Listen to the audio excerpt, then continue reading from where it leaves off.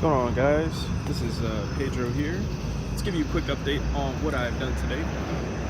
So, thermostats. There it is, drying setting. I got to give it about an hour for the RTV silicone and the gasket that I created for it to sit, cure, and then I can torque this all down to specification. I might have overdone it with the silicone a little bit, and it might have overflowed just a tad, but I'm not too worried about it. If I let it sit for a good amount of time, it should stay where it is, and I shouldn't have any issues with little tiny bits of silicone, you know, getting its way into the system and maybe clogging up anything. So I'm good. To get to this thermostat required a little bit of disassembly. 4 screws that go straight into your throttle body, and there's also a slight gasket that separates the two.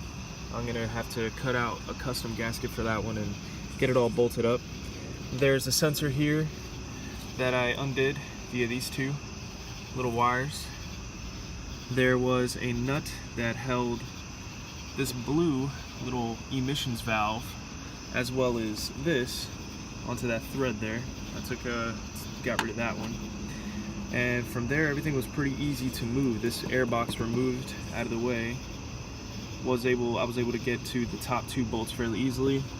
The bottom 2 bolts also easily too. In the process, I lost one of my sockets. I gotta find it in there in the daytime.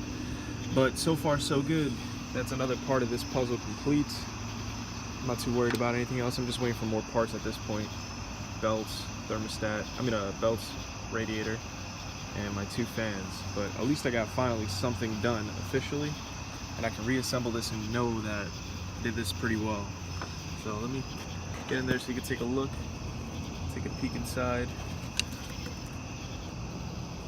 You can see there's still a little bit of silica. Well, there's a good amount of silicone out there on the outside, but it should be okay.